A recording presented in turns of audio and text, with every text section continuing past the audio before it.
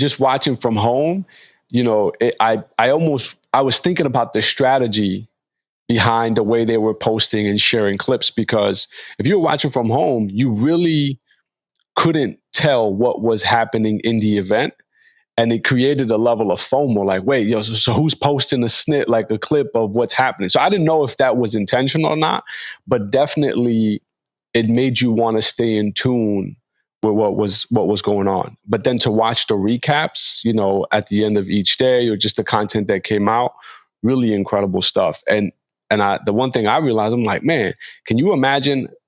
Were there multiple stages? It seemed like there were more than one stage.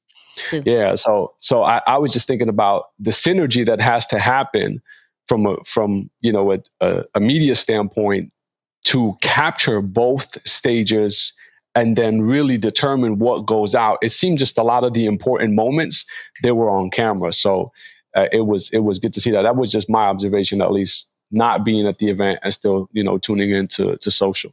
Yeah. And I think, I think that's important to really pay attention to, that kind of strategy of, one, let's highlight the speakers, right?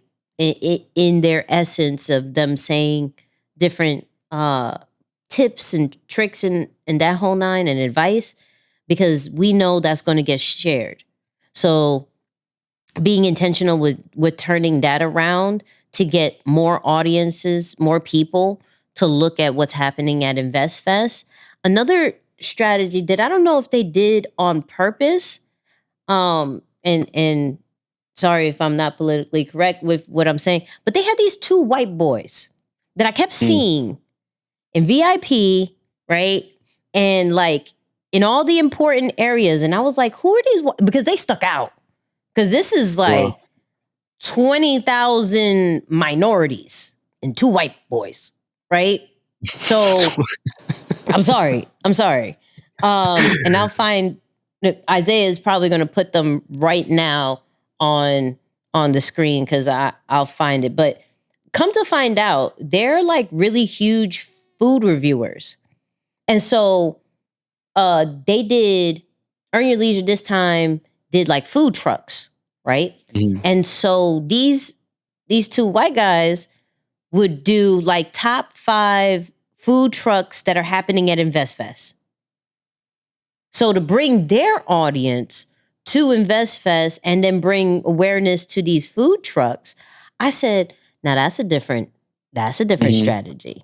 Like, how are we bringing the different content creators? Because you saw, like in the vendor place, you saw a lot of the little interviewers. Let me ask you, top 5 credit tips, top 5 invest tips. You saw, you saw like on the street kind of interviews like everybody's been doing. That has been at an all-time high of as far as different types of content that's being created. But like I said, those two white boys just stood out, and I'm like, but here, and they had Jazzy. You saw, that little girl that asked interviews to everybody, that they had Jazzy. I said, oh, their strategy is different, because let me get some of the top content creators that already have an audience that have nothing necessarily to do with on investing stage. Or anything to be on the particular stage, but let me still allow to leverage their audience by giving them a role, some way, shape, or form. I thought that was so genius. And that I don't think that they're going to talk about that, but we're going to talk about it here because I noticed it, and that's very smart. And I don't know if other people who are going to do events are going to put that in play, because that was good. Yeah. I like that. Yeah, they do a great job. I mean, of nurturing relationships or just building relationships. That's a core focus of what they do. The other thing I thought about too is it would be cool for them to do a documentary. So they have the media team that's focused on the event and capturing just things in real time, but another team that's simply focused on creating a documentary of what happens behind the scenes after the event.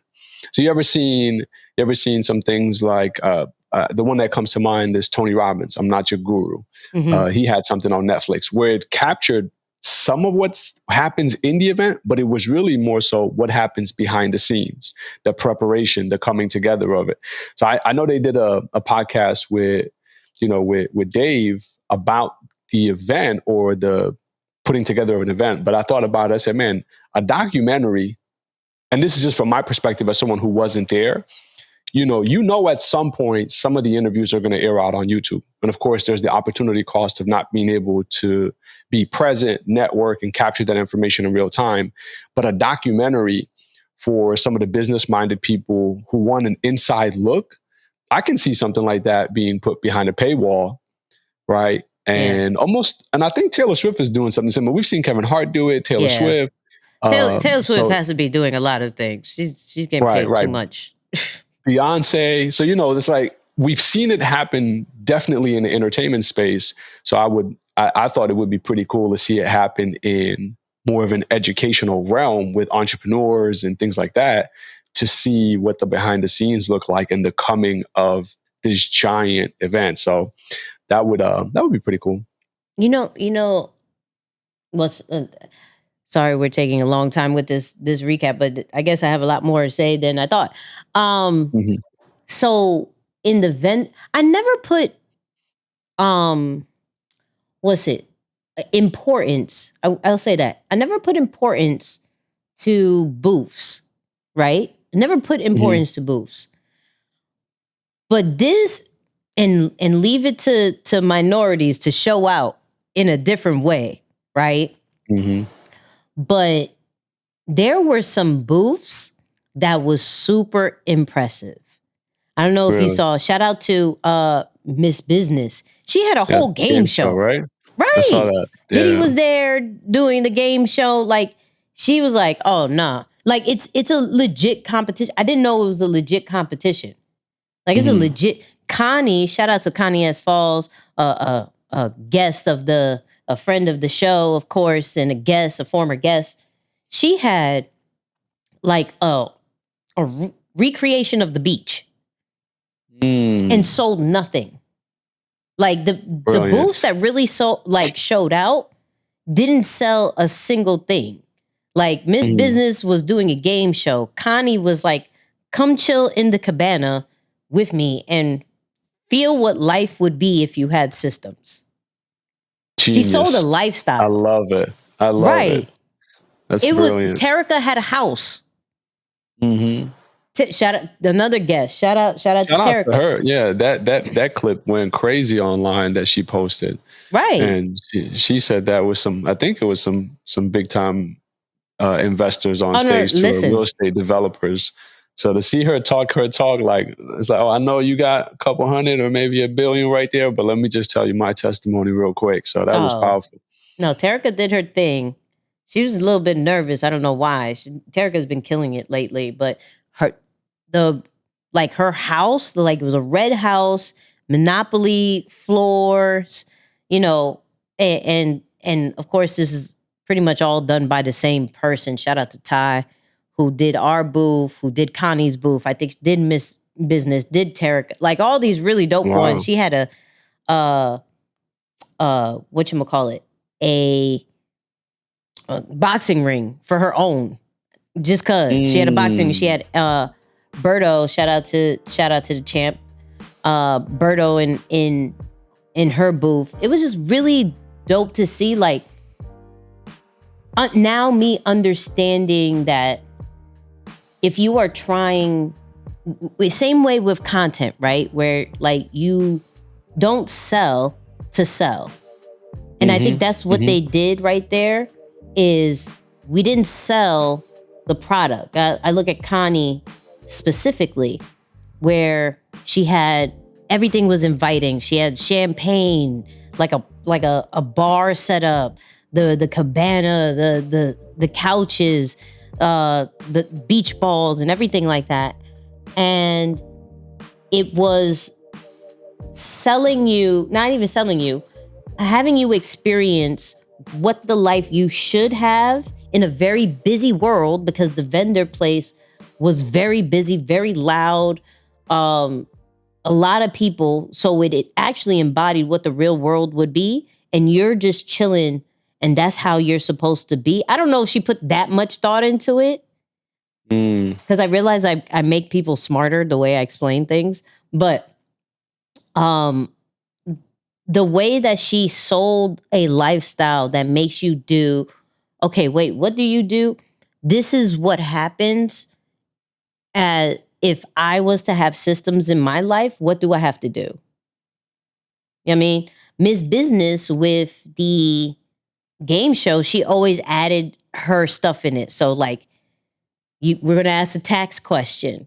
We're going to ask like a business entity question, you know, but then we're going to ask random questions to make it super entertaining. And it's like, so we brand have awareness. To master selling without selling in everything. Yeah. That opened my eyes like, oh, if or when we do it next year, what are we doing? Creating content. Yeah. Pull up to the booth and create content. It's a no-brainer. Yeah. Already. Because even, because with the booth, and mind you, booths ain't cheap. All right. Yeah. I'm not going to get into super detail, but there's already a fee to get that space. And then there's a fee to build it. And then there's a fee to all the things that you need. It's a lot. It's not what you think. It's so not what you think. But do you guys get to keep it? Are you keeping? No. Ooh, no. Did you just say no? No. Oh. No, we kept like a certain parts. But that whole set, so for those people who didn't see it, and Isaiah probably put it on the video. So we had 2 booths. We had Deeper Than the Brand, and we had Powered by Deeper Than the Brand. It's important to me that the community always comes. So one side, literally steps. So when I'm there, you get to sit on the steps. You get to ask me whatever. It was a really cool vibe. It was like, come through, chill, let's have a conversation. On the other side was Powered by Deeper Than the Brand, and that's where some of our top students sold their stuff. No fees, like they didn't give us a percentage, anything like that. It was highlighting them. And so we had Top Tier Lids, which is CJ, and we had Black is the Brand, which is Aaron, and they did amazing. One, of course, had the hats. The other one had hoodies and shirts. So it showed the power of collaboration there, because these are 2 different brands who never worked with each other, now trying to bring in the audience, trying to, sell each other's stuff. It was really cool to see. But